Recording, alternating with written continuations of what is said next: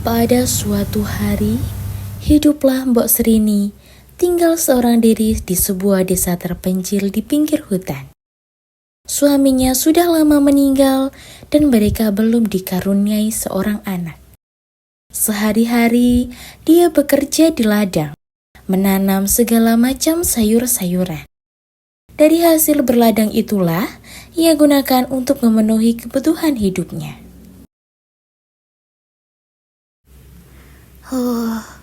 Andai saja aku mempunyai seorang anak. Rupanya, keinginannya itu didengar oleh sesosok makhluk yang mengawasinya dari bilik rimbunan pohon. Perlahan, dia mendekati Mbok Serini yang sedang beristirahat. Aku akan membantumu mempunyai seorang anak. Raksasa, bagaimana aku akan mempunyai seorang anak? Suamiku saja sudah lama meninggal.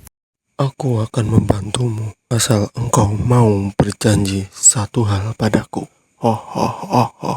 Baiklah, aku akan memenuhi permintaanmu, asal engkau bisa memberiku seorang anak perempuan. Apa yang kamu minta dariku? Tanamlah biji ketimun ini di ladangmu dan rawat baik-baik. Mbok Serini menatap biji-biji timun yang ada di genggamannya, antara percaya dan tidak dengan apa yang dikatakan raksasa. Jika anakmu sudah berumur 6 tahun, engkau harus menyerahkan anak itu padaku. Baiklah, aku menerima syaratmu. Aku pegang janjimu, Mbok Serini. Jangan sekali-kali kau langgar janjimu. Baru 5 hari ditanam, batang pohon ketimun itu sudah menjalar dengan cepat. Bunganya mulai bermekaran.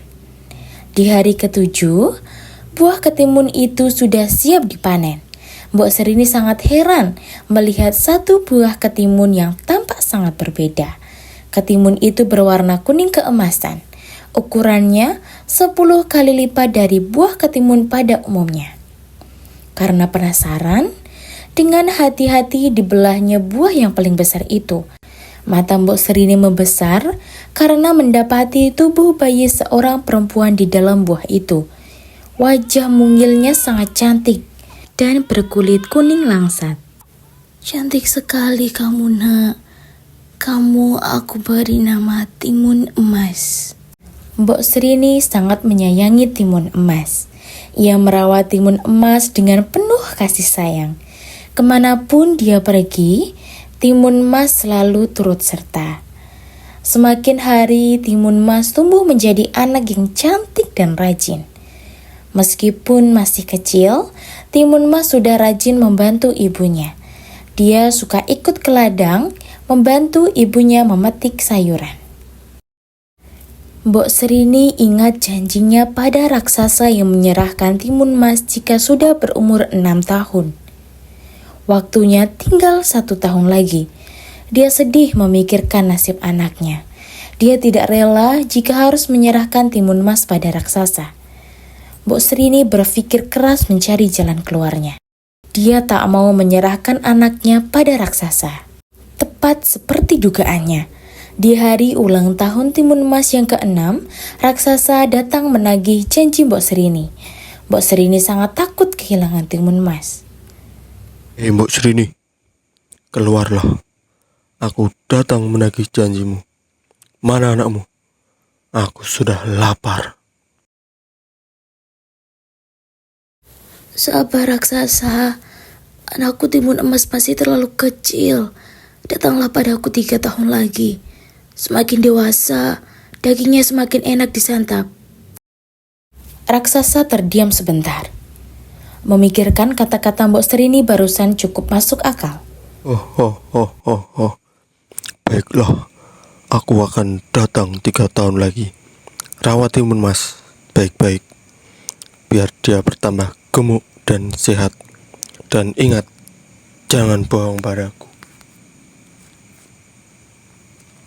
Suatu malam dia bermimpi. Dalam mimpinya itu dia bertemu dengan orang bijak. Orang bijak itu berjanji akan membantunya. Tapi dia harus memenuhinya di Gunung Gandul yang ada di belakang hutan. Mbok Serini segera menemui orang bijak itu.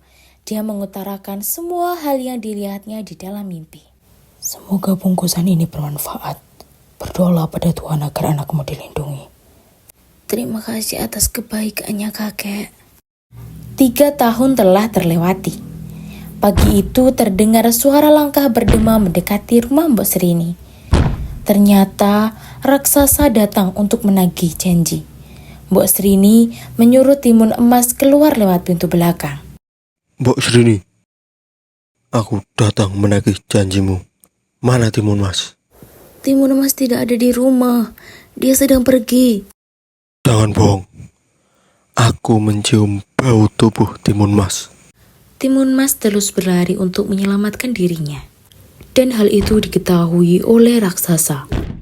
Raksasa langsung berlari untuk mencari timun emas. Aku tidak akan menyerah. Kejar saja aku kalau kamu bisa. Timun emas berlari terus dan ia melemparkan biji-biji timun emas itu. Hal itulah yang menjadikan raksasa itu tenggelam di lautan lumpur yang mendidih. Setelah raksasa itu mati, lautan berlumpur itu kembali menjadi hutan seperti awalnya. Mbok Serini menangis bahagia melihat timun emas kembali dengan selamat. Dipeluknya timun emas dengan sayang. Mbok Serini bertekad pada dirinya sendiri, tidak akan lagi gampang berjanji jika dia tidak sanggup melakukannya. Dia tidak ingin kehilangan timun emas karena keteledorannya. Sejak saat itu, timun emas dan Mbok Serini hidup tanpa ketakutan dikejar raksasa karena tidak menepati janji.